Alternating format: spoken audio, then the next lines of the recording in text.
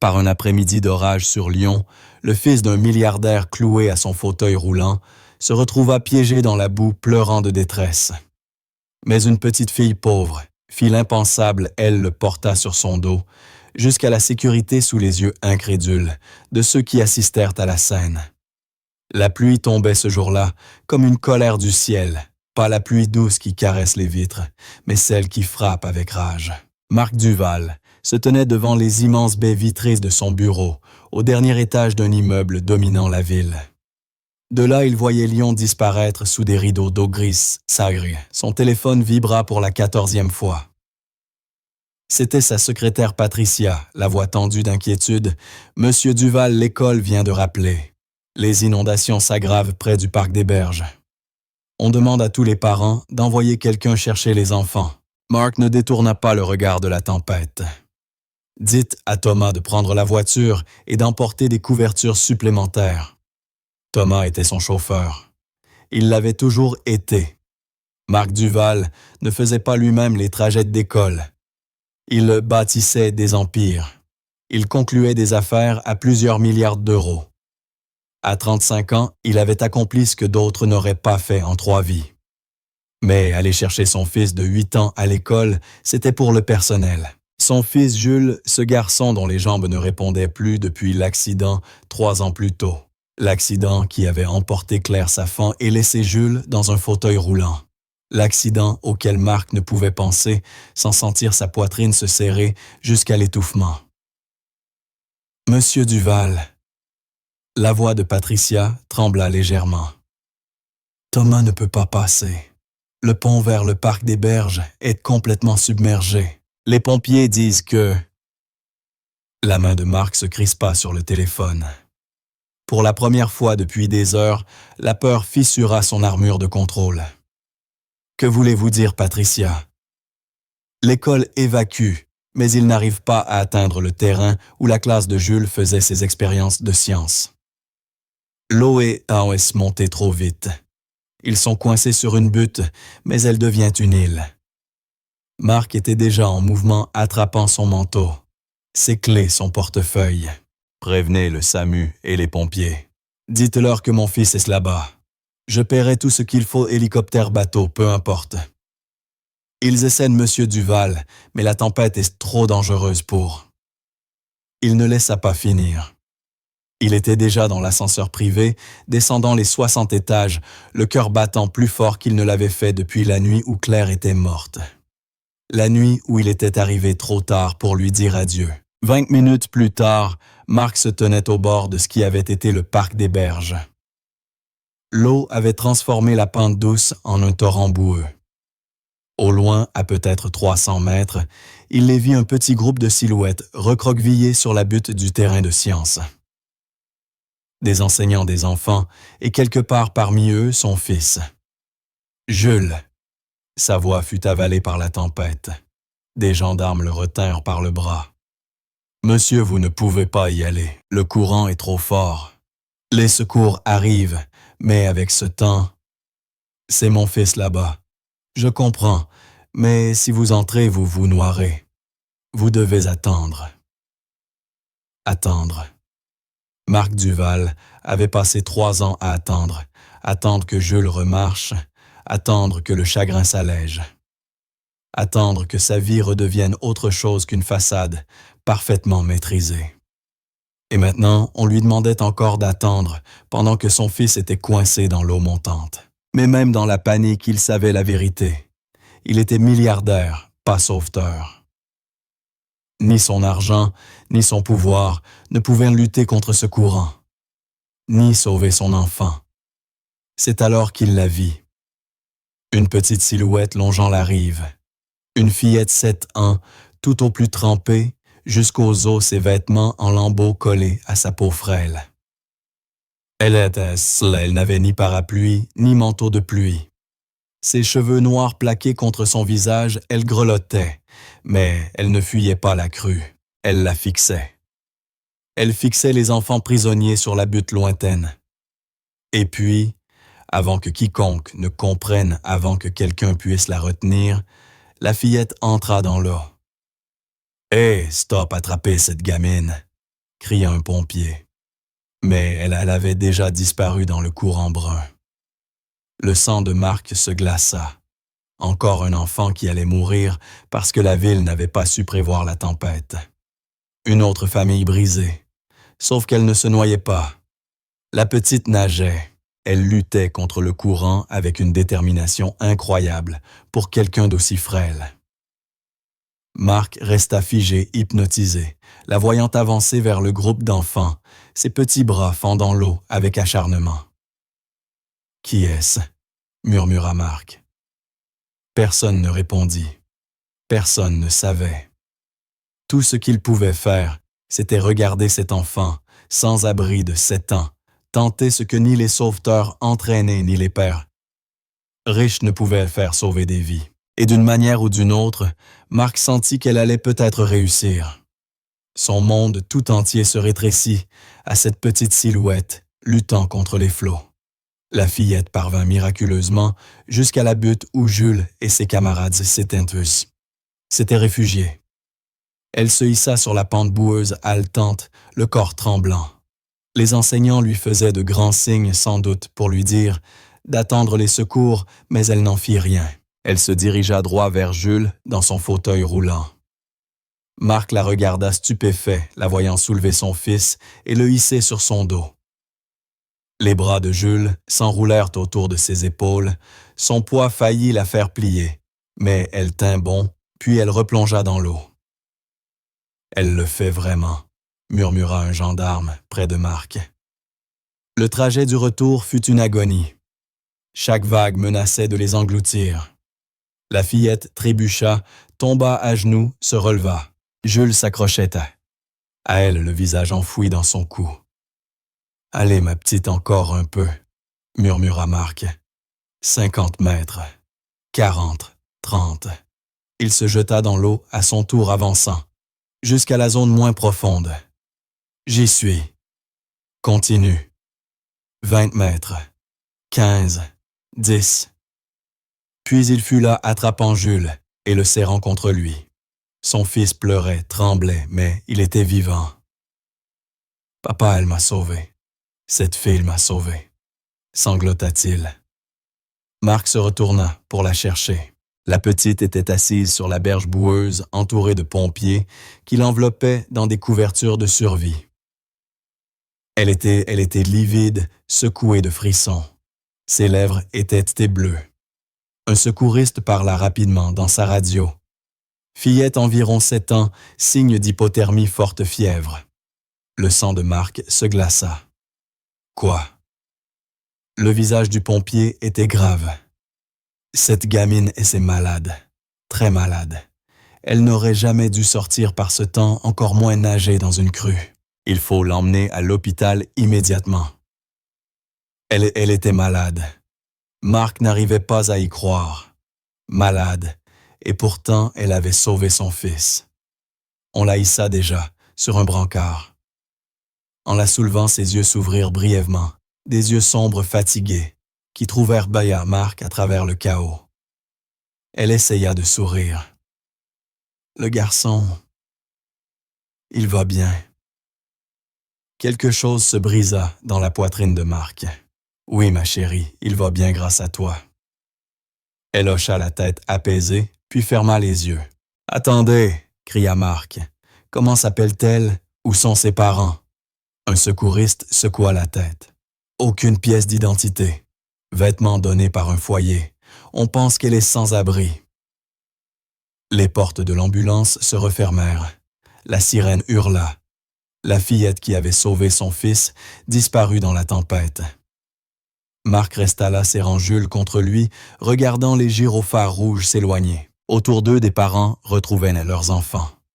Les larmes et la gratitude emplissaient l'air. Mais Marc ne pensait qu'à cet enfant malade, sans foyer plus courageuse que quiconque, il ait jamais connu.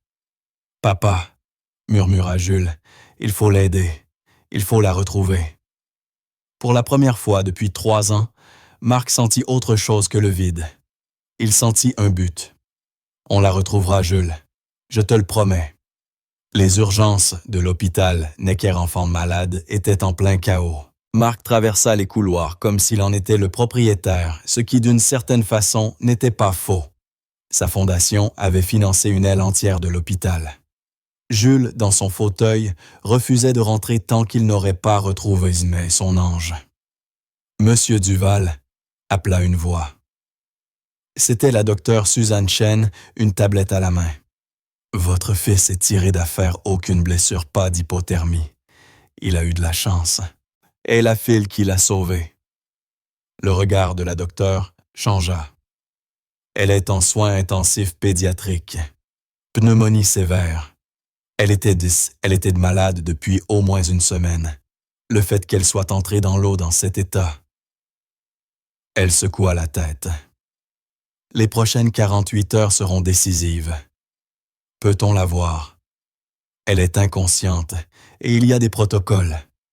Docteur Chen, dit Mark d'une voix basse mais ferme. Cet enfant a risqué sa vie pour mon fils. Je dois la voir. La médecin le regarda un instant, puis acquiesça. Chambre 412. Quelques minutes seulement. La fillette paraissait minuscule dans ce lit d'hôpital entouré de machines. Ses cheveux noirs propres à présent avaient été peignés par une infirmière compatissante. Un masque à oxygène couvrait la moitié de son visage. « On peut entrer », chuchota Jules. À l'intérieur, il s'approcha du lit en silence. « Je ne connais même pas son nom », dit-il d'une voix tremblante. « Elle m'a sauvé la vie et je ne connais même pas son nom. »« On le saura », promit Mark. Mais cela s'avéra impossible. Aucun dossier, aucun parent, aucune disparition signalée. Elle avait été admise comme une inconnue vêtue de haillons. Mark passa des appels, contacta tous les foyers, engagea des détectives, offrit des récompenses. Mais une fillette de 7 ans sans nom, sans abri, pouvait être n'importe qui ou personne. 2 jours passèrent.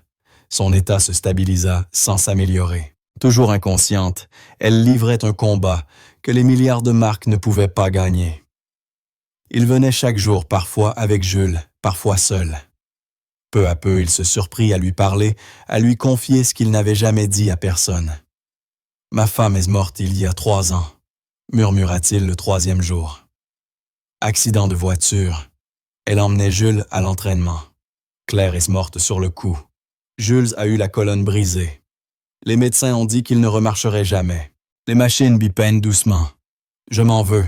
J'aurais dû conduire. Mais j'étais en réunion. Toujours en réunion. Il se pencha vers elle. Et puis tu es arrivée. Une petite fille malade, sans abri, qui avait toutes les raisons du monde de penser à se sauver elle-même. Mais tu as vu mon fils en danger et tu n'as pas hésité. Tu as simplement agi. Sa voix se brisa. Tu as plus de courage dans ton petit doigt que moi dans tout mon corps. J'ai besoin que tu continues à te battre, ma puce. Jules veut te remercier. Et moi, j'ai besoin de savoir que la bonté, comme la tienne, ne disparaît pas du monde. Le lendemain matin, un petit bruit le réveilla sur sa chaise. Une toux minuscule. Les yeux de la fillette étaient ouverts de grands yeux bruns, confus fixés sur lui. « Salut », dit doucement Mark. « Tout va bien. Tu es à l'hôpital, tu es en sécurité. » Elle cligna des yeux, ses lèvres bougèrent. « Le garçon. » Des larmes montèrent aux yeux de Mark. Après tout ce qu'elle avait vécu, sa première pensée était encore pour lui. « Jules va très bien. Il est sain et sauf grâce à toi. Tu l'as sauvé. » Une larme glissa sur la joue de la fillette, mais elle souriait. C'est à cet instant que Mark Duval prit la décision qui allait tout changer. Une assistante sociale arriva moins d'1 heure plus tard. Elle s'appelait Linda Moreau, visiblement épuisée, son dossier à la main. « Nous ne savons pas qui elle est, » dit-elle. « Nous avons vérifié toutes les bases de données. C'est comme si elle n'existait pas administrativement. Comment est-ce possible? Monsieur Duval, beaucoup d'enfants échappent au système famille sans papier, personne vivant en marge. Quand elle ira mieux, elle devra être placée sous la protection de l'aide sociale à l'enfance.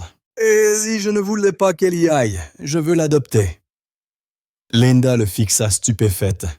Vous ne pouvez pas simplement décider ça. Il y a des procédures, des enquêtes, des visites de domicile. Cela prend des mois, parfois des années.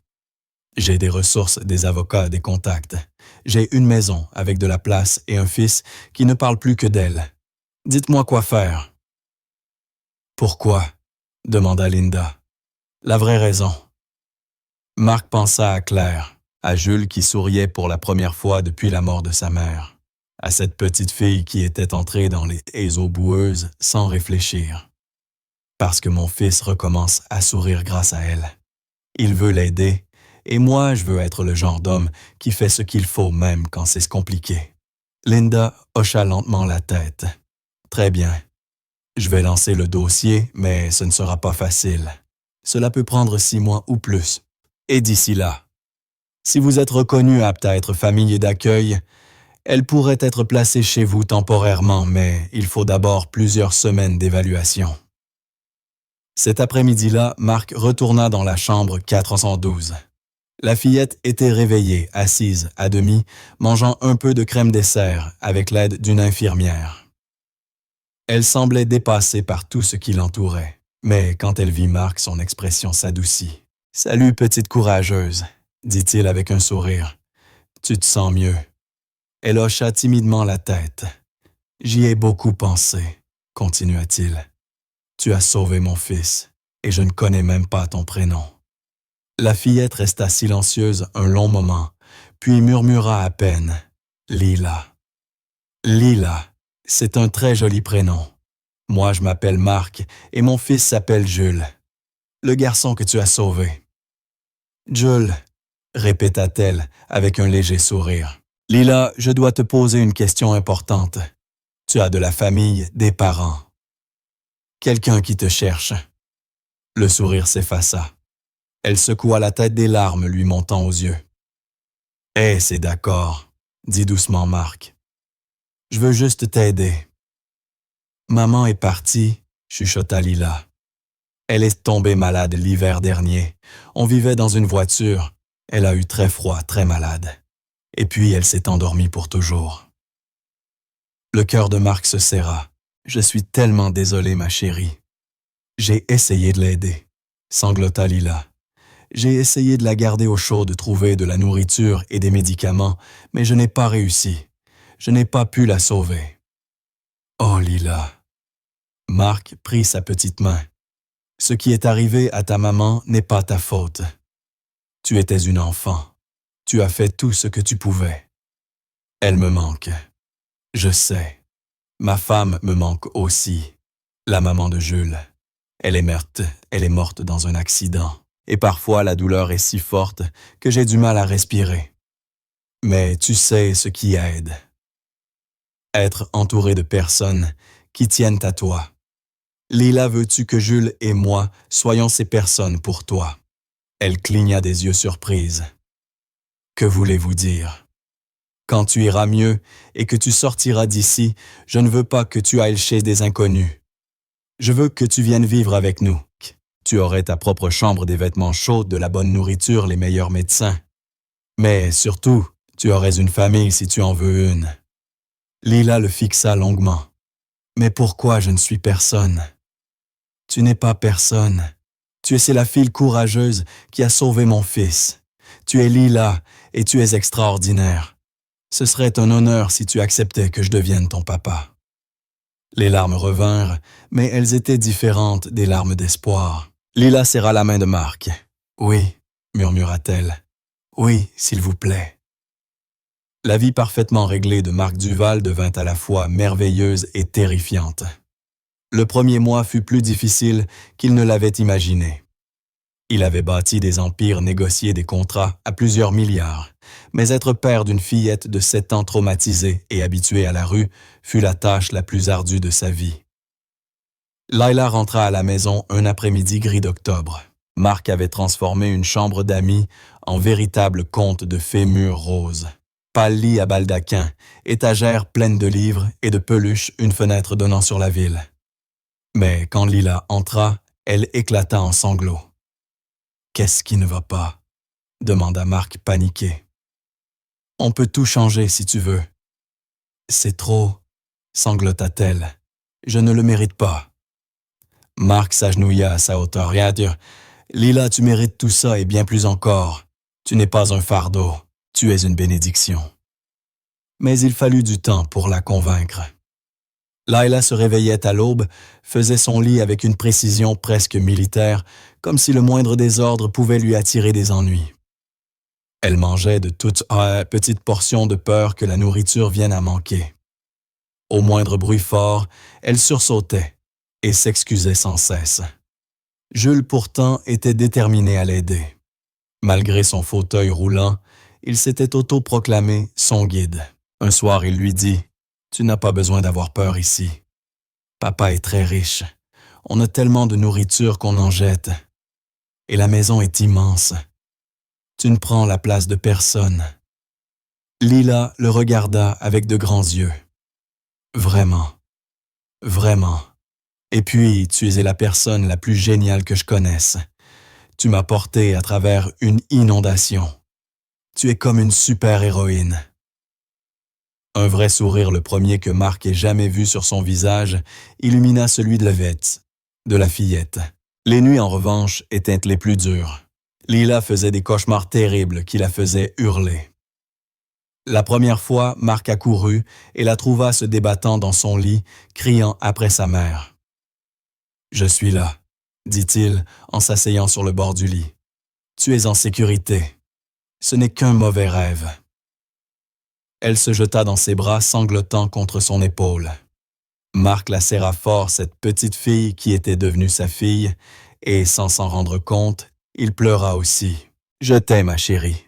Tu es chez toi maintenant. » Les cauchemars continuèrent, mais Mark était toujours là, lisant des histoires, restant assis à son chevet jusqu'à ce qu'elle se rendorme. Peu à peu, ils s'espacèrent. Les jours prirent un rythme tranquille. Mark inscrivit Lila à l'école de Jules et engagea un professeur particulier. À sa grande surprise, Lila se révéla brillante. Malgré les années de retard scolaire, elle absorbait tout. « Elle est surdouée », déclara la tutrice. « Vraiment, avec le bon soutien, rien ne lui sera impossible. » Mais ce furent les petits moments qui transformèrent leur vie. Jules apprenant à Lila à jouer aux jeux vidéo. Lila lisant à Jules avec des voix drôles qui le faisaient rire. Les deux conspirant pour obtenir une glace au petit déjeuner. « Vous êtes de terribles influences », dit Mark un matin, essayant d'avoir l'air sévère tandis qu'il riait. « Mais tu nous aimes quand même », répondit Jules d'un ton assuré. « Oui », ajouta doucement Lila. « C'est vrai. » Mark regarda ses deux enfants et sentit son cœur gelé se fissurer un peu plus. La procédure d'adoption avançait. Les assistantes sociales interviewaient tout le monde et quiconque rencontrait Lila tombait sous son charme. Mais un après-midi froid de novembre, Linda Moreau revint l'air préoccupée. « Que se passe-t-il » demanda Mark. « Les résultats de la prise de sang de Lila, » répondit-elle. « Les médecins ont trouvé quelque chose, une irrégularité. Ils veulent faire d'autres tests. » Mark sentit le froid lui envahir les veines. Quel genre d'irrégularité? Il ne savent pas encore. Ce n'est peut-être rien, peut-être juste une trace de sa pneumonie. Mais il existe un risque que ce soit quelque chose de génétique, quelque chose de sérieux. À quel point sérieux? Ils ont mentionné une possible cause cardiaque ou un organe. Les résultats prendront quelques semaines. Mark pensa à la mère de Lila, morte jeune dans sa voiture. À Lila, malade de pneumonie, qui s'était jetée dans la crue pour sauver son fils. À cette enfant courageuse, peut-être porteuse d'un mal qu'aucune fortune ne pouvait réparer. « Faites tous les examens, » dit-il d'une voix ferme.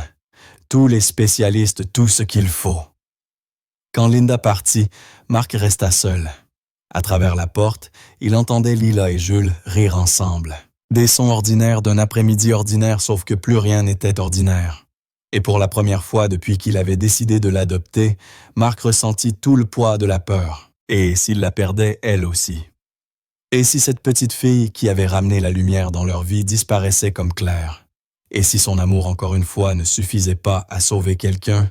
3 semaines plus tard, Mark s'assit dans le cabinet de la docteure Patricia Brennan, cardiologue pédiatrique, à l'hôpital Necker. Lila était dans la salle d'attente avec Jules, jouant sur leur tablette inconscient de la tempête à venir. Patricia Brennan était l'une des meilleures spécialistes de France. Mark avait payé une fortune pour obtenir un rendez-vous immédiat. Mais en voyant l'expression grave de la médecin, il regretta presque d'avoir insisté. « Monsieur Duval, commença-t-elle, Lila souffre d'une cardiomyopathie dilatée. C'est une maladie cardiaque génétique. Le muscle du cœur s'affaiblit et se dilate, ce qui empêche le sang d'être pompé efficacement. » Ces mots frappèrent Mark comme un coup de massue. À quel point est-ce grave? Elle est au tout début. C'est pour cela que nous avons failli passer à côté. La pneumonie et l'hypothermie ont beaucoup sollicité son cœur, c'est ainsi que nous l'avons découverte. Mais cette maladie est évolutive. Sans traitement, son cœur continuera de s'affaiblir. Quel traitement? Une opération, des médicaments. Patricia Brennan secoua la tête. Les médicaments peuvent ralentir la progression et soulager les symptômes, mais il n'existe pas de guérison. La réalité, c'est que Lila aura probablement besoin d'une greffe de cœur dans les prochaines années, peut-être plus tôt. La pièce se mit à tourner. Mark agrippa les accoudoirs de son fauteuil. Une greffe de cœur. Elle a 7 ans. Je sais que c'est dévastateur, mais il y a autre chose. Elle sortit un dossier. Cette pathologie étant génétique, il est probable que sa mère en souffrait aussi. Sans suivi médical, les signes ont pu passer inaperçus.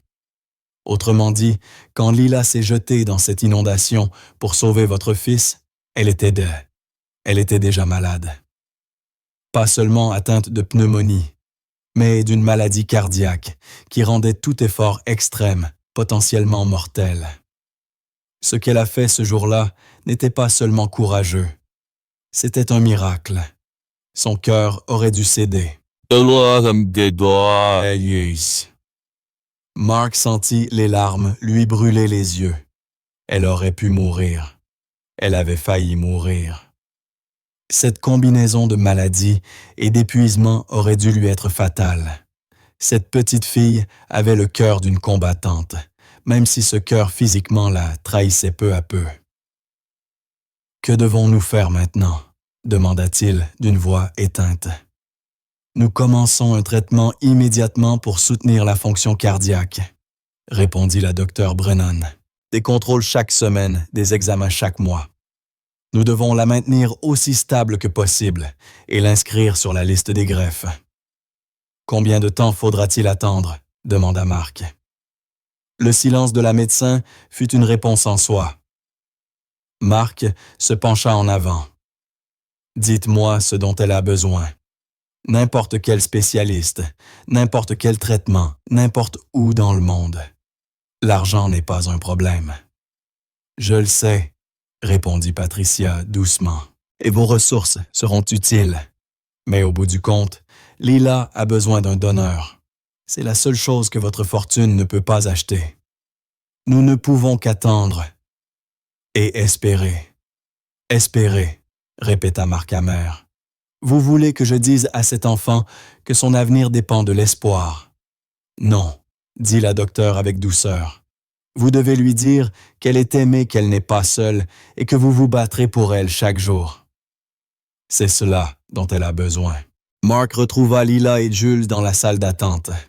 Ils levèrent les yeux en le voyant approcher et il força un sourire. « Tout va bien, papa ?» demanda Jules inquiet.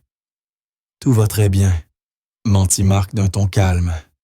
La docteure veut juste s'assurer que Lila reste en parfaite santé. Elle prendra des médicaments et verra le médecin plus souvent par précaution. Lila le fixa de ses grands yeux bruns, pleins d'instinct. Elle avait appris dans la rue à lire les gens, à sentir le danger.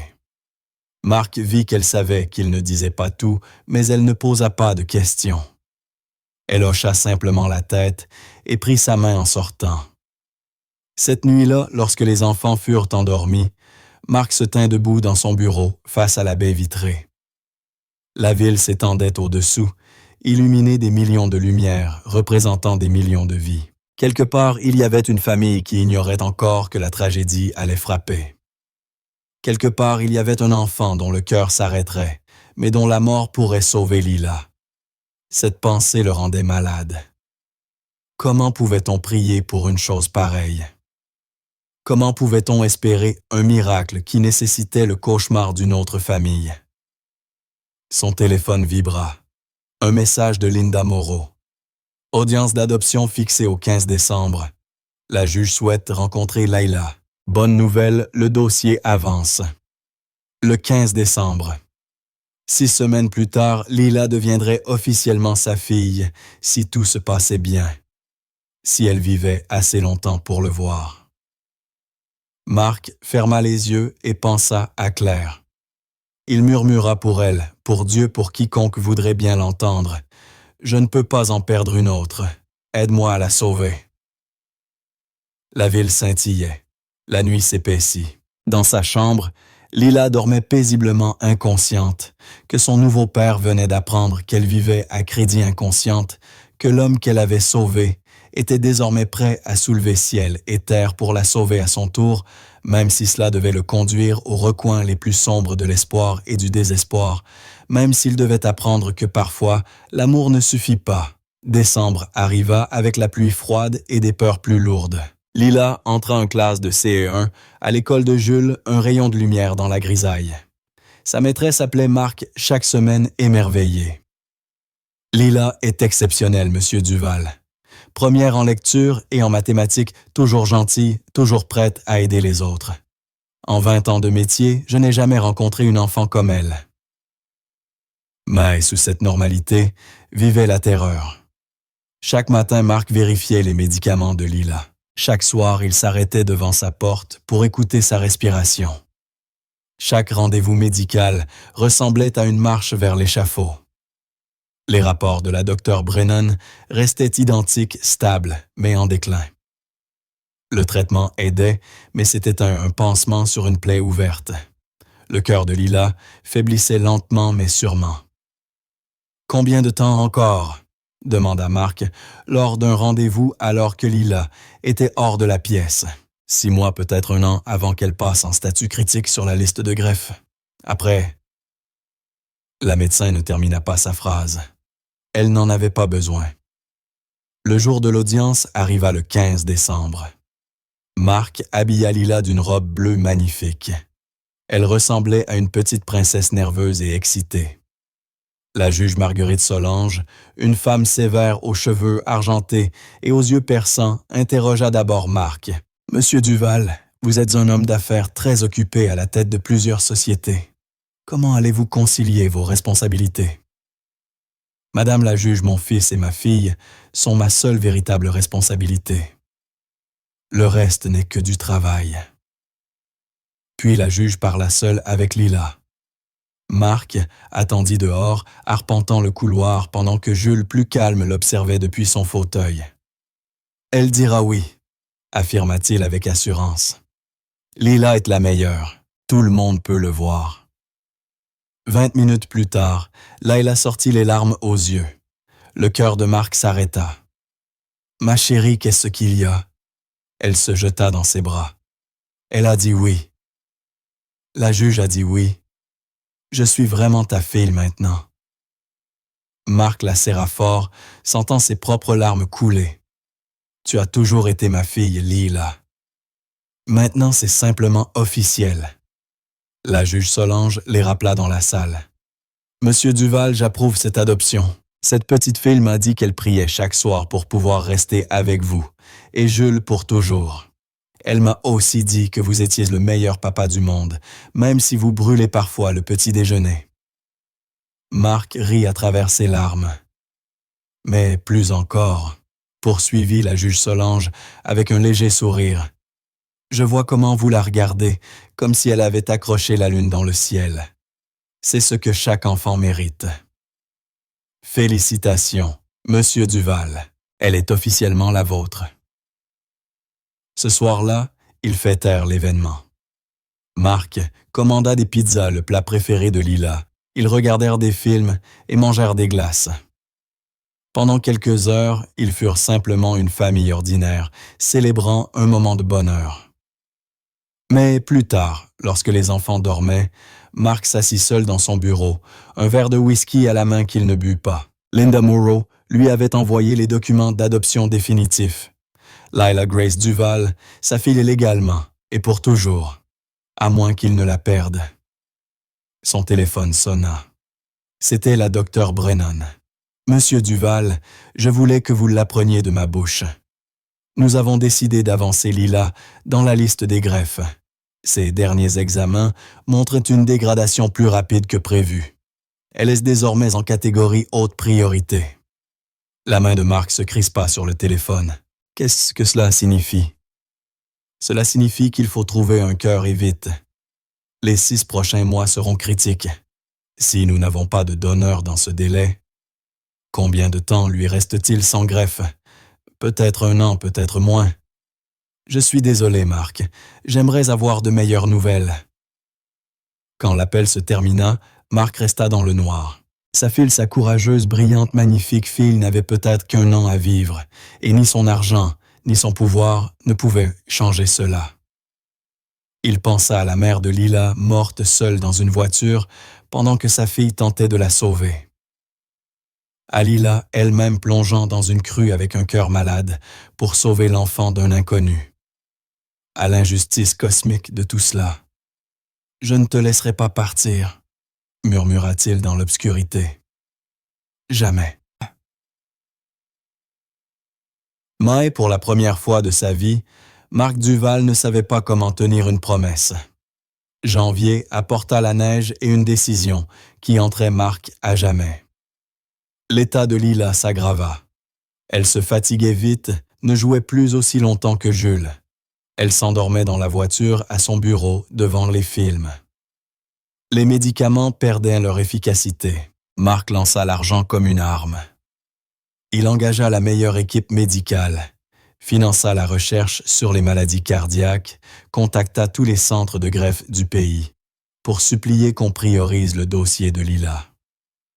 Mais il y avait des règles, des protocoles, des comités d'éthique et des listes d'attente qu'aucune fortune ne pouvait contourner. « Il doit bien y avoir quelque chose », dit-il une nuit à la docteure Brennan, la voix brisée. « Un traitement expérimental, une procédure. Il n'y en a pas. Pas encore. Les recherches que vous financez sauveront des vies dans 5 ou 10 ans, mais Lila n'a pas 5 ans devant elle. » Mark raccrocha et fit quelque chose qu'il n'avait jamais fait de sa vie. D'homme d'affaires, il s'effondra complètement sanglotant à son bureau, la tête dans les mains, impuissant. Une petite voix retentit dans l'embrasure de la porte. « Papa. » Lila se tenait là en pyjama, le visage inquiet. « Tu es triste à cause de moi. »« Non, ma chérie. Viens. » Mark la prit sur ses genoux, cet enfant fragile, dont le cœur se brisait lentement. « Je suis juste fatigué. C'est à cause de ma maladie. » Mark se figea. « Quoi? Je sais que je suis malade, » dit Lila calmement. « J'ai entendu les médecins. Quelque chose ne va pas avec mon cœur comme pour maman. C'est pour ça que je prends des médicaments. C'est pour ça que je suis souvent fatigué. Lila, est-ce que je vais mourir comme maman? » La question le transperça. Mark la serra plus fort. « Non, absolument pas. Nous allons te trouver un nouveau cœur, tu grandiras. Tu iras à l'université, tu auras une belle vie. Et s'il n'y a pas de cœur, il y en aura un, je te le promets. » Lila le regarda droit dans les yeux. « Tu ne peux pas promettre ça, papa.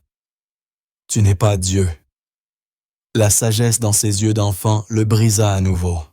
« Tu as raison, je ne peux pas promettre. Mais je peux te promettre que je me battrai de toutes mes forces. Je n'abandonnerai jamais. »« D'accord, » murmura Lila. « Moi non plus. » Après l'avoir recouché, Mark fit un appel qu'il savait dangereux. Il contacta Richard Chen, un détective privé spécialisé dans ce qu'on ne trouve pas officiellement. J'ai besoin que tu enquêtes sur les greffes internationales, dit Mark. Les pays avec d'autres règles, d'autres protocoles. Si vous demandez ce que je pense, soyez prudent, Monsieur Duval. Le tourisme médical pour les greffes est une zone grise. Certains pays sont légitimes, d'autres non. D'autres quoi? D'autres ont des marchés noirs.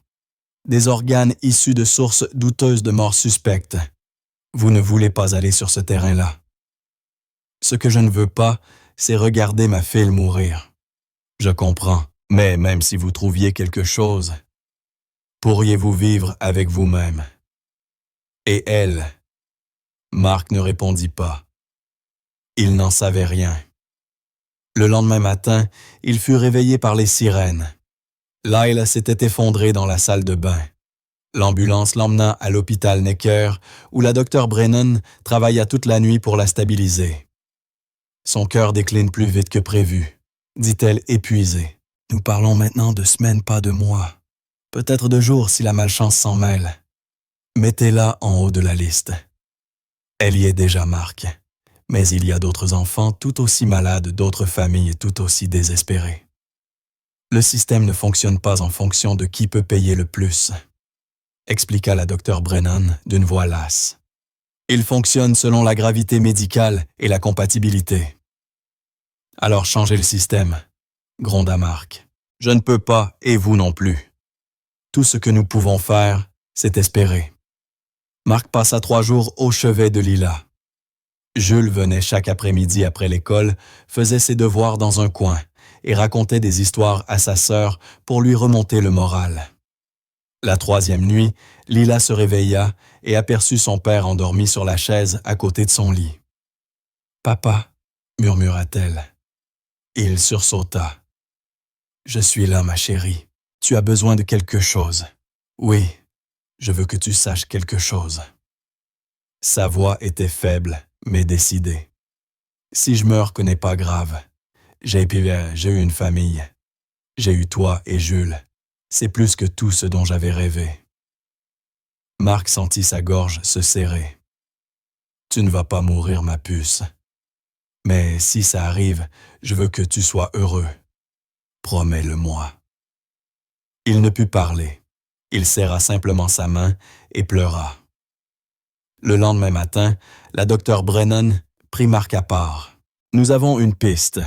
Un hôpital à Lyon a un jeune patient en état de mort cérébrale. Le cœur est sain. La famille envisage un don d'organes. Si elle accepte et si Lila est compatible, nous pourrions avoir un cœur dans les 48 heures. » Un espoir fragile, terrifiant, éclot dans la poitrine de Marc. « Quand le saura-t-on? » « Bientôt. Je vous appellerai dès que j'aurai des nouvelles. » Marc retourna auprès de Lila, lui prit la main et pria tous les dieux qu'il connaissait. Juste cette fois, faites que le miracle arrive. L'appel arriva à 3 heures du matin, un dimanche. Marc dormait sur sa chaise d'hôpital quand son téléphone vibra. Le nom de la docteure Brennan apparut à l'écran et son cœur s'emballa. Marc, la famille a accepté le don. Les tests de compatibilité sont en cours. Résultat dans 6 heures. 6 heures, 360 minutes, 21 600 secondes entre la vie et la mort de sa fille. Marc arpenta les couloirs de l'hôpital sans répit. À l'aube, Jules arriva avec Madame Chen, leur gouvernante devenue presque de la famille. Tous 3 attendirent ensemble une petite tribu unie par la peur et l'espoir. Lila dormit la plupart du temps, son corps économisant le peu de force qui lui restait. Quand elle était éveillée, elle restait joyeuse et courageuse, comme si elle sentait la terreur des adultes et voulait leur épargner la peine. « Si j'ai un nouveau cœur, » dit-elle à Jules, « je pourrai courir à nouveau. On pourra faire la course. Même si tu es en fauteuil, tu iras sûrement plus vite que moi. » « Peut-être, » répondit Jules d'une voix tremblante. « Mais je te laisserai gagner parfois. » « Ce n'est pas comme ça qu'on fait une course. » Rit Lila, avant de se mettre à tousser un son humide et inquiétant qui glaça le sang de Marc. La docteure Brennan arriva à 9 heures. Son visage neutre ne présageait rien de bon ou de mauvais. « Nous avons un cœur compatible, » dit-elle enfin. Marc sentit ses jambes fléchir. L'équipe de prélèvement se prépare. Si tout se passe bien, le cœur sera ici ce soir. L'opération commencera immédiatement. Ce soir, répéta Marc abasourdi. Elle aura un nouveau cœur ce soir. Si tout se déroule sans complications, si le cœur reste viable pendant le transport et si Lila reste assez stable pour la chirurgie. La docteure posa une main sur son épaule. Vous devez comprendre que cette opération est risquée. Son cœur est si faible.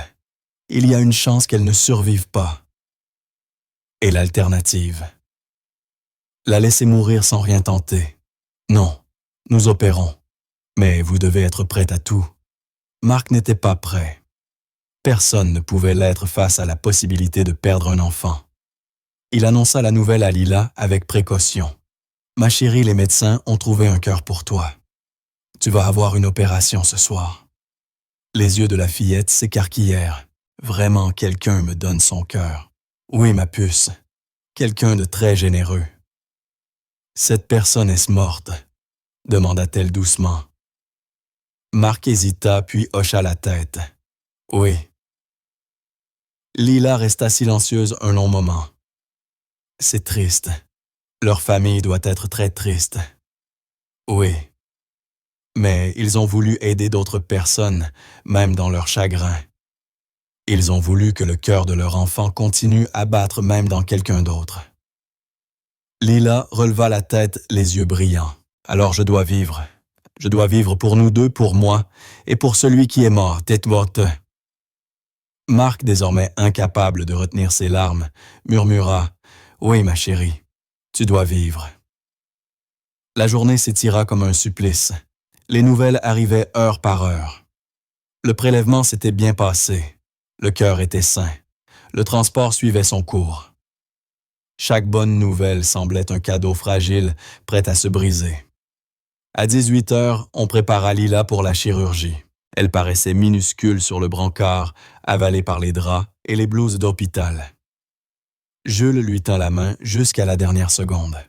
« On se revoit après, » dit-il avec un sourire tremblant. « Et on regardera tous les films que tu veux, même les films qui font peur. »« Même ceux qui font peur, » répéta-t-elle. Elle regarda Marc. « Papa, si jamais quelque chose se passe mal. » « Rien ne va mal se passer. Mais si, je veux que tu saches que tu es le meilleur papa du monde. Toi et Jules, vous m'avez tout donné. Je vous aime tellement. » Marc l'embrassa sur le front. « Je t'aime aussi, Lila Grace Duval, plus que toutes les étoiles du ciel. Maintenant, va leur montrer à quel point ton cœur est fort. Montre-lui la chance qu'il a de battre dans ta poitrine. » On l'emmena. Marc resta debout dans le couloir longtemps après qu'elle eut disparu au bout du couloir. Jules, à ses côtés dans son fauteuil roulant, pleurait lui aussi. « Elle va s'en sortir, » dit-il d'une voix tremblante. « Elle doit s'en sortir. »« Oui, » répondit Marc. Que pouvait-il dire d'autre? L'opération devait durer entre 8 et 10 heures. Marc, Jules et Madame Chen s'installèrent dans la salle d'attente chirurgicale. D'autres familles allaient et venaient chacune vivant son propre drame, mais Marc ne voyait rien. Son monde entier s'était rétréci jusqu'à ne contenir qu'une seule petite fille et un cœur défaillant. À minuit, la docteure Brennan apparut. Elle avait l'air épuisée, mais elle souriait. L'opération a réussi. Le nouveau cœur bat parfaitement. Lila est en salle de réveil. Marc tomba à genoux. Jules se rapprocha de lui et ils s'enlacèrent submergés de larmes et de soulagement. « Pouvons-nous la voir ?» demanda Marc. « Bientôt. Elle est encore sous anesthésie. Mais Marc, elle va vivre. Votre fille va vivre. » Les plus belles paroles qu'il ait jamais entendues. 3 jours après l'opération, Lila se réveilla hébétée et confuse, branchée à plus de machines que Marc ne pouvait en compter, mais vivante. Merveilleusement, miraculeusement vivante. « Papa !» Sa voix était un souffle. « Je suis là, ma chérie, juste ici. Est-ce que ça a marché? » « Oui, mon trésor, tu as un nouveau cœur. J'ai mal. Et je suis fatigué. Je sais, ma puce. Mais tu iras un peu mieux chaque jour, je te le promets. Et elle alla mieux. Une semaine plus tard, elle s'asseyait déjà. 2 semaines plus tard, elle marchait lentement dans les couloirs de l'hôpital Marc à ses côtés. 3 semaines plus tard, elle riait aux blagues de Jules et suppliait qu'on lui donne de la vraie nourriture au lieu des repas d'hôpital. C'est un miracle, dit la docteure Brennan. J'ai vu des centaines de greffes, mais jamais une convalescence aussi rapide. On dirait que ce cœur a été fait pour elle. Les médecins autorisèrent Lila à rentrer chez elle début mars, exactement 2 mois après la chirurgie. L'appartement de Marc à Paris avait été transformé en mini-hôpital moniteur, médicaments, infirmière à temps plein. Mais peu importait. Lila était à la maison. Jules s'était autoproclamé comité de divertissement. Il roulait à côté d'elle pendant ses petites promenades, lui lisait des histoires quand elle était fatiguée, la faisait rire quand elle avait peur. « Tu m'as sauvé la vie », lui dit-il un après-midi. « Maintenant, c'est à moi de t'aider à sauver la tienne. On est quitte alors. » Lila sourit doucement. Mais à mesure qu'elle reprenait des forces, Marc remarqua quelque chose d'étrange. Elle commença à faire des rêves. Des rêves vifs, troublants, qui la laissaient en pleurs et confuse. Un matin, elle lui confia « Je rêve tout le temps d'un garçon. Il a les cheveux cheveux et les yeux verts. Il joue au foot dans un grand jardin avec un chien, un Golden Retriever. Il a l'air si heureux, papa. Mais ensuite, tout devient noir et je ne le vois plus. » Marc sentit un froid le traverser. « Et tu rêves d'autre chose ?» demanda-t-il doucement. « Oui, il y a une femme avec des yeux gentils. Elle pleure. Elle dit « Prends soin de mon bébé. Protège son cœur. » Mais je ne comprends pas ce qu'elle veut dire. Marc lui comprit. Dieu l'aide. Il comprit. Ce soir-là, après avoir bordé Lila, il appela la docteure Brennan. « Le donneur du cœur de Lila. J'ai besoin de savoir qui c'est. » Marc, ces informations sont confidentielles. C'est mieux si vous... J'ai besoin de savoir. La docteure soupira. Le donneur était un garçon de 9 ans de Lyon. Il s'appelait Connor Michel. Il a été renversé par une voiture en faisant du vélo. Mort cérébrale, mais tous ses organes étaient en parfait état. Sa mère, Elisabeth Michel, a accepté le don, malgré sa douleur. Un garçon roux aux yeux verts qui ne grandirait jamais. Un cœur d'enfant battant maintenant dans la poitrine de la fille de Marc. La famille, c'est elle à qui le cœur a été donné. Non, c'est anonyme, à moins que les deux familles acceptent de se rencontrer. Je veux les voir, je dois les remercier. Êtes-vous sûr, Marc? Ces rencontres sont très émotionnelles. Je suis sûr. 2 semaines plus tard, Marc se retrouva assis dans un petit café à Lyon, attendant Elisabeth Michel.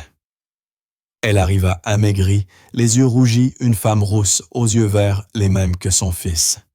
« Monsieur Duval, » dit-elle d'une voix tremblante, « appelez-moi Marc, et merci d'avoir accepté de venir. » Ils s'assirent longtemps en silence. Puis Elisabeth parla la première. « Comment va-t-elle, la petite fille qui a le cœur de mon fils? » Marc prit une profonde inspiration. « Elle va bien. De mieux en mieux chaque jour. Elle s'appelle Lila. Elle a 7 ans. Elle est brillante, courageuse et gentille. Exactement comme j'imagine que l'était votre fils. » Les yeux d'Elisabeth se remplirent de larmes. Connor était un enfant merveilleux. Il adorait le foot, les chiens et sa petite sœur. Il voulait être sportif ou vétérinaire. Il avait toute la vie devant lui. Marc posa doucement sa main sur la sienne. « Je suis tellement désolé pour votre perte, mais votre décision a sauvé une vie. Elle a sauvé ma fille. Et je veux que vous sachiez. Lila fait des rêves. Elle voit un garçon jouant avec un Golden Retriever. Et une femme qui dit « Protège son cœur. » Elisabeth écarquilla les yeux, la main sur la bouche. Nous avions un Golden Retriever, Max. Il jouait avec Connor le jour de l'accident. Elizabeth eut un hoquet de stupeur. Nous avions un Golden Retriever. Max. Connor jouait avec lui le jour de... Sa voix se brisa complètement. Dice, Madame Michel, je ne sais pas comment, ni pourquoi cela arrive, mais je crois que Connor est toujours avec nous d'une certaine façon. Il veille sur le cœur, qui a sauvé ma fille. Et je pense qu'il serait heureux de savoir qu'il bat dans le corps d'une enfant qui honorera sa mémoire chaque jour. Ils parlèrent pendant des heures. Elizabeth lui raconta Connor ses rêves, ses rires, sa gentillesse. Marc lui parla de Lila. Comment elle avait sauvé Jules. Comment elle avait survécu à l'impossible. Comment elle avait juré de vivre pour deux, pour elle, et pour celui dont elle portait le cœur. « J'aimerais la rencontrer, » dit Elizabeth enfin, « si c'est possible.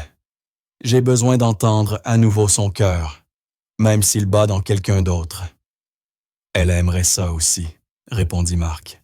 Elle veut remercier la famille qui lui a sauvé la vie.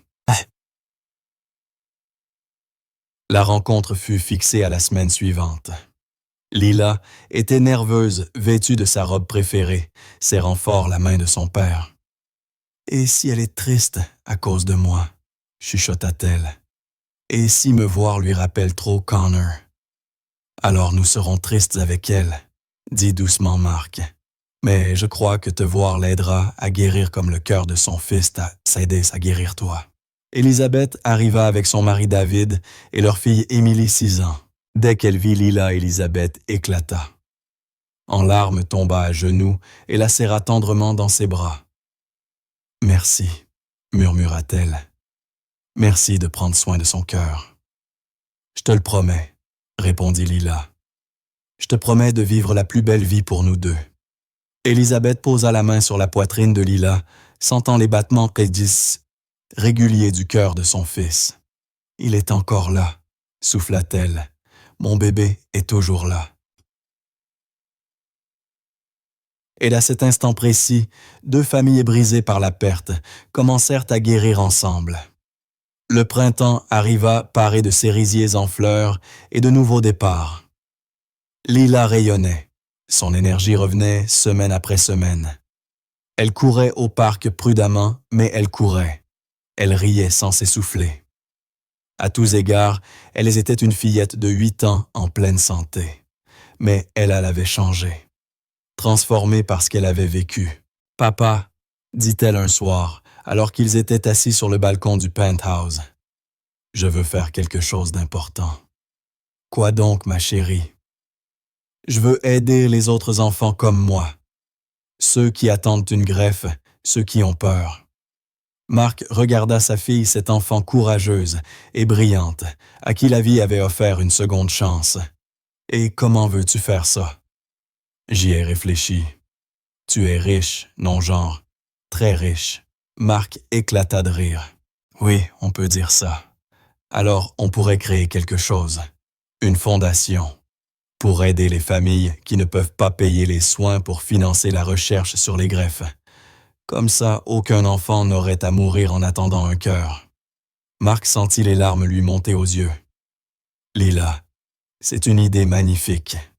Et je pourrais parler aux enfants qui attendent leur dire ce que c'est leur donner de l'espoir. » 1 mois plus tard, la Fondation Lila Duval vit le jour. Marc y investit 50 millions d'euros et engagea une équipe entière pour la gérer. La Fondation couvrait les frais médicaux des enfants en attente de greffe, finançait la recherche de pointe et offrait un soutien psychologique aux familles. Lila en devint le visage. Elle visitait les hôpitaux, parlait aux enfants malades avec une sagesse d'adulte. « Je sais que tu as peur, » dit-elle un jour à un petit garçon de 6 ans qui attendait un foie. « Moi aussi j'ai eu peur, mais tu es plus fort que tu ne crois et il y a des gens qui se battent pour toi. Tu n'es pas seul. » L'histoire de Lila attira l'attention du pays tout entier. Les journaux la racontèrent de la petite fille sans abri qui avait sauvé le fils d'un milliardaire et qui fut ensuite sauvée à son tour. Les dons affluèrent. D'autres familles aisées rejoignirent le mouvement.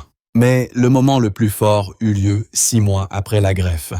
La Fondation organisa son tout premier gala de charité, récoltant plus de 20 millions d'euros en une seule soirée. La famille Michel était présente. Elisabeth prononça un discours sur le don d'organes qui fit pleurer toute la salle. « Mon fils Connor est parti trop tôt », dit-elle d'une voix tremblante mais ferme. Mais son cœur bat encore dans la poitrine de Lila Duval, et à travers elle, à travers cette fondation, son héritage sauvera d'autres enfants. C'est ça le don d'organes. La vie continue, l'amour continue, l'espoir continue. Après le discours, Elisabeth et Lila se tinrent ensemble sur scène. Lila tenait une photo de Connor, un garçon roux au sourire éclatant posant avec son Golden Retriever. « Merci Connor, dit-elle simplement. Merci de m'avoir donné la vie. Je te promets que je ne la gâcherai pas. » La salle entière se leva pour l'applaudir. Plus tard dans la nuit, tandis que Marc bordait sa fille, elle leva vers lui ses yeux bruns graves. « Papa, je peux te dire quelque chose. Bien sûr, mon cœur. Je ne fais plus de rêves sur Connor. Mais hier soir, je l'ai senti, comme s'il me disait au revoir, comme s'il savait que j'allais bien maintenant et qu'il pouvait se reposer. » Marc sentit sa gorge se nouer. « Et qu'as-tu ressenti? »« Comme un câlin, » murmura Lila. Et il a dit, « De rien. » Alors j'ai répondu, « Je te rendrai fier. » Et il m'a dit, « Tu l'es déjà. » Était-ce réel ou le fruit de la magnifique imagination de Lila Marc ne le sut jamais. Mais cela n'avait aucune importance. Connor Michel avait sauvé la vie de sa fille et sa fille utilisait désormais cette vie pour sauver celle des autres. C'était, pensa Marc, le cercle le plus parfait qu'il eût jamais vu. « Je t'aime, Lila Grace Duval, » dit-il en l'embrassant sur le front. « Je t'aime aussi, papa. Merci de m'avoir sauvé en premier. C'est toi qui nous as sauvés, ma chérie. Toi qui nous as tous sauvés. » En quittant sa chambre, Marc s'arrêta un instant sur le seuil et la regarda dormir. Lila, celle qui avait commencé sa vie sans abri et seule. Lila, celle qui avait tout risqué pour sauver un inconnu. Lila, celle qui avait affronté la mort et en était ressortie plus forte, sa fille, son héroïne, son miracle. Et quelque part, Marc espérait que Connor Michel souriait aussi. 5 ans plus tard, Marc se tenait dans l'auditorium du collège privé le plus prestigieux de Paris, regardant sa fille prononcer le discours de fin d'année de sa classe de 3e. Lila avait maintenant 13 ans grande, en pleine santé, les cheveux tirés en queue de cheval, le sourire éclatant. « Quand j'avais 7 ans, j'étais sans abri et malade, » dit-elle d'une voix claire et assurée. « Je ne pensais pas vivre jusqu'à 8 ans. » Mais quelque chose est arrivé, quelque chose qui a tout changé. J'ai sauvé la vie d'un garçon et en retour j'ai trouvé une famille.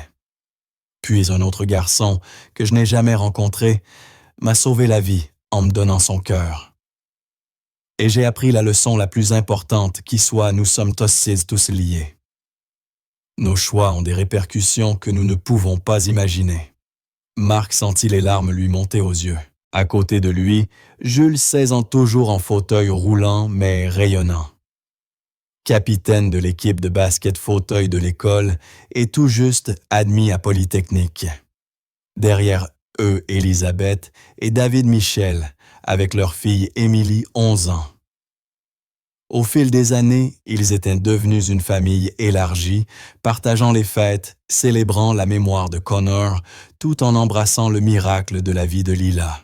La Fondation Lila Duval a permis à plus de 301 enfants de recevoir une greffe. Poursuivit Lila, mais ce n'est pas qu'une question de chiffres. Ce sont 300 familles qui n'ont pas eu à dire adieu. 300 enfants qui pourront grandir, aimer, poursuivre leurs rêves. C'est ça l'héritage de Connor Michel. Voilà ce que son don signifie. L'auditorium explosa en applaudissements. Marc se leva battant des mains jusqu'à en avoir mal le cœur débordant de fierté. Après la cérémonie, ils se retrouvèrent tous à tous dans la cour du collège. Lila était entourée de ses amis, de ses professeurs de félicitations. Mais elle s'éclipsa pour chercher son père. Papa, on peut aller quelque part, juste nous. Jules et les Michel. Bien sûr, ma chérie. Où veux-tu aller? Au parc, là où tout a commencé. 1 heure plus tard, ils étaient au parc Riverside. L'endroit où la crue avait tout changé était devenu un jardin mémoriel, financé par Marc, un espace paisible avec une fontaine et des bancs dédiés aux secouristes et aux héros du quotidien. Mais un banc comptait plus que tous les autres, un simple banc de bois surmonté d'une plaque de bronze. À la mémoire de Connor Michel, dont le cœur courageux continue de battre. Lila s'assit dessus et fit signe à tout le monde de la rejoindre. Élisabeth s'assit à côté d'elle et prit sa main. « Je voulais venir ici aujourd'hui, » dit Lila, « parce que c'est ici que tout a changé. C'est ici que j'ai décidé qu'une vie valait la peine de risquer la mienne. J'étais malade ce jour-là, mon cœur était déjà en train de lâcher. J'aurais pu mourir dans cette eau, mais je ne pouvais pas rester sans rien faire. » Elle se tourna vers Marc. « Papa, tu m'avais demandé pourquoi j'étais entré dans la crue. Pourquoi alors que j'étais si malade? Tu avais dit que tu ne pouvais pas regarder quelqu'un mourir sans essayer d'aider. C'est vrai. Mais il y a autre chose. » Ses yeux se remplirent de larmes. J'ai vu ma maman mourir. J'étais trop petite, trop impuissante pour la sauver. Mais ce jour-là, sous la tempête, je n'étais plus impuissante. Il y avait un petit garçon qui avait besoin d'aide, et je pouvais la lui donner. Je devais prouver que toute cette souffrance avait un sens, que je pouvais transformer ma douleur en salut pour quelqu'un d'autre. Elle regarda Jules. Je ne savais pas que je me sauvais moi-même aussi. Je ne savais pas qu'en te sauvant, je gagnerais une famille, un foyer, un avenir. Je savais juste que c'était la bonne chose à faire. Jules s'approcha, les joues inondées de larmes. « Tu m'as donné plus que ma vie, Lila. Tu m'as donné une sœur. Tu as donné à papa une raison de ne plus vivre dans le passé. Tu as redonné vie à notre famille. » « Et Connor, » dit Layla en se tournant vers Élisabeth, « a complété le cercle. Il m'a offert le cadeau de grandir, de changer le monde. Je le porte avec moi chaque jour. Chaque battement de cœur est un merci. » Élisabeth la prit dans ses bras. « Tu lui as rendu hommage d'une manière magnifique. Il serait si fier de la jeune femme que tu es devenue. » Layla s'éleva et regarda tous ceux qu'elle aimait. « Je veux faire une promesse, » dit-elle. « Je promets de vivre pleinement, d'aimer profondément et d'aider autant que je le peux. Je promets de ne jamais tenir un seul jour pour acquis. Je promets de faire en sorte que mes 2 vies, celles qu'on m'a données et celles qu'on m'a offertes, comptent vraiment. » Et tandis qu'une brise légère faisait danser les pétales de cerisier autour d'eux, Marc sut que cette promesse, comme le cœur qui battait dans la poitrine de sa fille, ne cesserait jamais de vivre. Marc se leva et serra sa fille dans ses bras. « Tu l'as déjà fait, ma chérie. Tu l'as déjà fait. » Le soleil se couchait sur Paris, dorant le jardin mémoriel où les 2 familles se tenaient côte à côte. 3 vies perdues. Claire, la mère de Lila, Connor Michel, et d'une certaine façon, l'homme que Marc avait été avant. 3 vies sauvées. Jules, Lila et Marc lui-même renaissant à travers elle.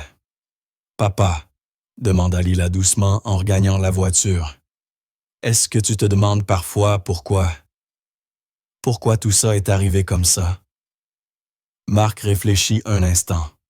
Il pensa à la tempête qui aurait dû tuer son fils, à la petite fille sans abri qui n'aurait jamais dû survivre, au cœur arrivé exactement au bon moment. « J'ai longtemps cru que la vie c'était le contrôle, » dit-il enfin, « qu'il suffisait de vouloir et d'avoir de l'argent pour tout faire arriver. Mais tu m'as appris autre chose. Tu m'as appris que la vie, c'est la connexion, ces moments où l'on choisit d'être courageux, d'être bon, d'être généreux. Tout le reste n'est que détail. » Lila sourit. « C'est beau, papa, mais tu sais, je l'ai appris de toi. » Cette nuit-là, Marc resta dans l'embrasure de la porte de sa fille, la regardant dormir comme il le faisait chaque soir depuis qu'elle était entrée dans sa vie.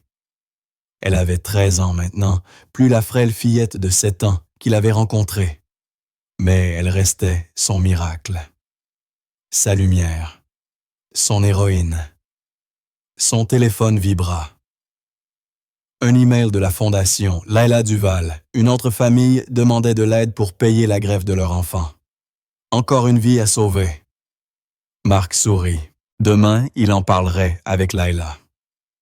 Ensemble, ils tendraient de la main à cette famille. Ils utiliseraient l'héritage de Connor et l'histoire de Laila pour donner de l'espoir à d'autres, parce que c'est ce que font les héros. Ils transmettent la lumière. Dans l'obscurité paisible, Marc murmura les mots qu'il répétait chaque soir. « Merci Claire de m'avoir appris à aimer. Merci Connor d'avoir donné la vie à Lila. Et merci Lila de nous avoir tous sauvés. » Quelque part dans l'univers, il crut sentir qu'ils souriaient tous.